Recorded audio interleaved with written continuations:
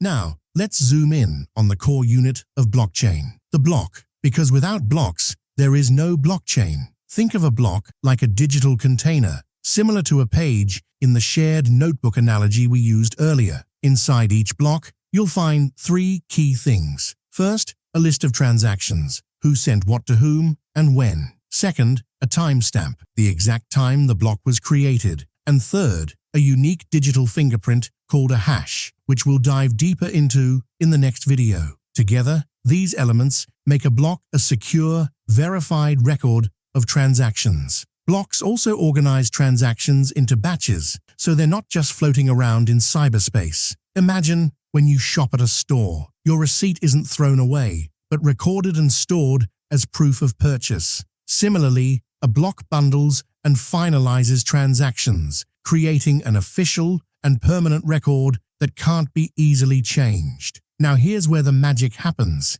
Each block includes the hash of the previous block. This cryptographic link connects blocks in a sequence, forming the blockchain. This chain means once a block is added, changing it would require altering all the blocks after it, a practically impossible task. That's what secures the entire system. So in summary, a block is like a digital page or container. It records and locks verified transactions with a timestamp and unique hash, and it links securely to the block before it, creating a tamper-proof chain.